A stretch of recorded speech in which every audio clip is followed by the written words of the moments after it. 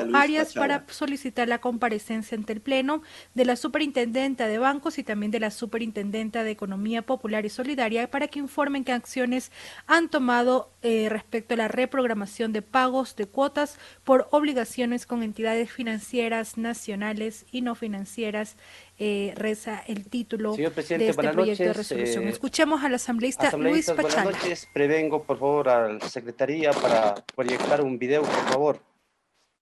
El asambleísta Eh, Pachala ha solicitado que se Primero, proyecte un video a la Secretaría General. decirles claramente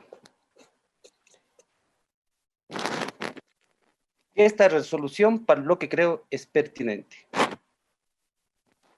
Las autoridades respectivas de la superintendente de bancos y la superintendencia de economía social técnicamente tienen que venir a explicar sobre el incumplimiento de algunos articulados de la ley humanitaria. Técnicamente. Nosotros aquí políticamente, por supuesto, nos hemos convertido, por supuesto, en salvadores.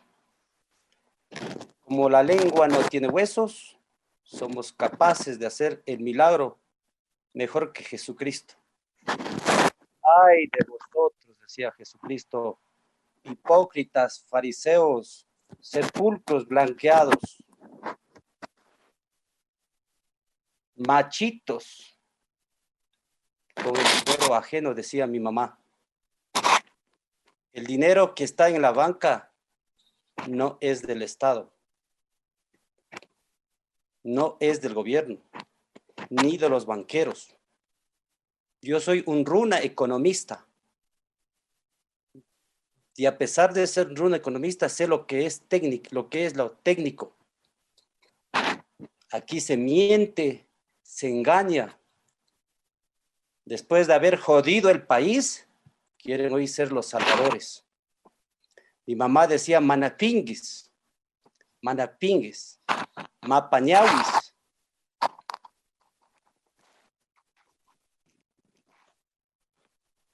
Mentirosos, yuyas.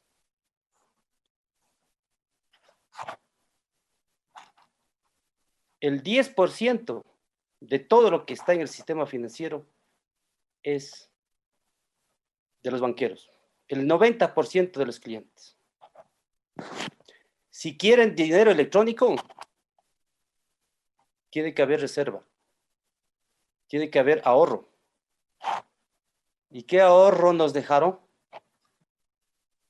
Había el Fondo del Ahorro Petrolero, el FEIRE, el FEICED, el FAG, el FEG, con la ley de recuperación petrolera en el 2009. Mandaron al presupuesto, luego mandaron a la refinería del Pacífico y luego a la Romo. ¿Y dónde está la plata? El dinero electrónico es sinónimo, queridos ecuatorianos, de querer.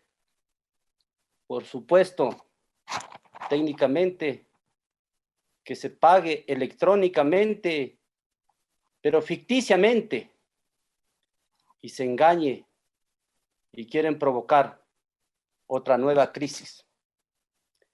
Nosotros, ecuatorianos, vamos de frente, no escondemos nada. Sí votamos por la ley humanitaria, sí votamos por la ley de ordenamiento de las finanzas públicas, sí votamos por la ley de simplicidad tributaria. Instrumentos que ahora al país le permitieron bajar la presión fiscal para decir a los tenedores de bono, hoy no tenemos dinero. Esos bonos adquiridos por el gobierno anterior y por este gobierno,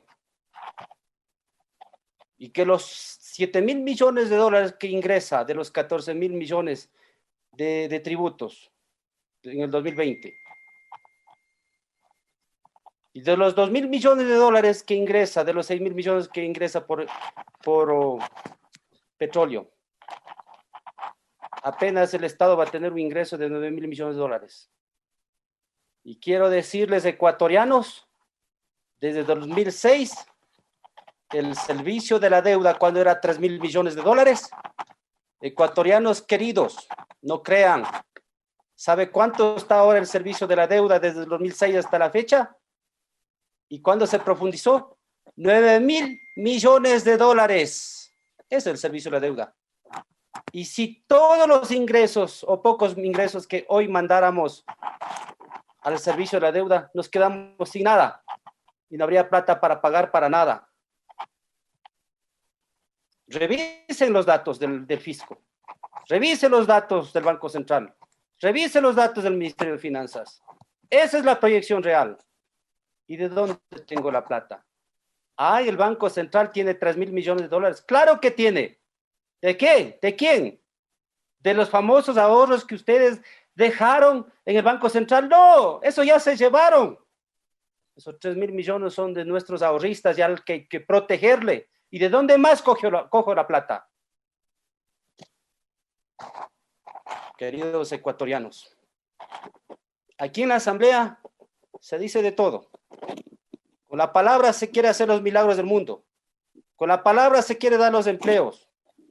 Con la palabra se quiere hacer todo. Pero en el momento que quiso dar los instrumentos necesarios para que el país se imponga ante los tenedores, porque no se tiene plata y para bajar la presión fiscal, ahí sí nos dieron la cara. Qué lástima que nuevamente tengamos que endeudarnos. Pero no hay otro camino. O díganme otro camino. En el momento oportuno, cuando era necesario tener liquidez, querido presidente, queridos asambleístas, queridos ecuatorianos, inmobiliar, vendió los bienes incautados, vendió los medios de comunicación que se incautaron. ¿O para qué lo utilizaron esos medios de comunicación? ¿Cuánta plata se gastaron en las sabatinas? Nos dejaron yuchos, pobres, sin dinero, bolsillo vacío. ¿Y cómo nos enfrentamos? ¿Cómo nos enfrentamos? ¿Con qué recursos? ¿Con qué instrumentos? Nosotros no hemos sido egoístas con el país, sino responsables para poder permitir que el Estado, no el gobierno, porque Moreno y Correa son la misma cosa, y ahora se rasgan la vestidura. Y quisiera, presidente, por favor, que quizá ya tengamos el video, para que el ciudadano conozca la verdad. Presidente, si es tan amable. Ha solicitado ahí el asambleísta Luis Pachala que se proceda a emitir el siguiente video. Ustedes lo podrán ver a través de sus pantallas. Correa traicionó al país. ¿Por qué digo que él es el culpable de este asunto, entre otros? Cuando estoy desarrollando una cosa del año 99-2000, en donde Pedro Delgado y Juan Falconi fueron los autores del decreto, estaban a cargo de la Corporación Financiera Nacional, se sacaron la plata y después fueron ambos superintendente de bancos e intendente de bancos y taparon todo. En el año 2010, el gobierno mandó un proyecto de ley reformatoria del Código Orgánico de las Finanzas Públicas y con ese nuevo decreto saquearon a la Corporación Financiera Nacional.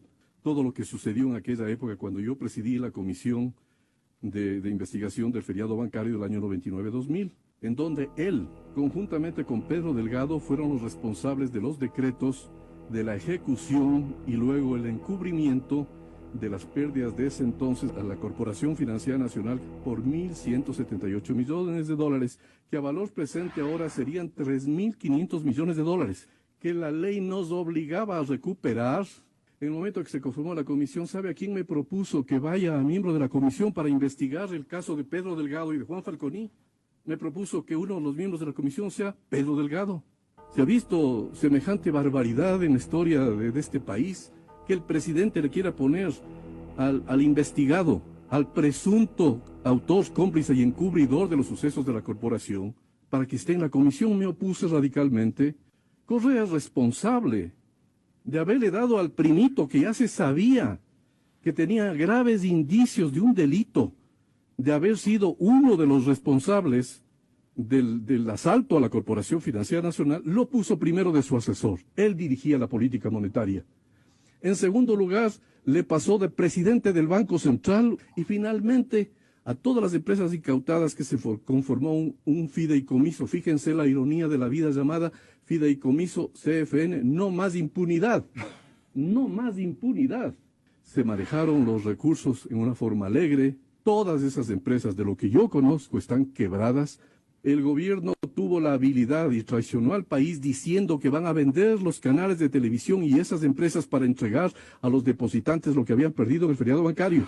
No vendió nada, se quedó con los canales y ahora estamos en un estado de propaganda que él controla. La obligación mía, que yo denuncié todo ese tipo de cosas, era recuperar la plata porque en la corporación habían quedado unos 282 millones en el balance.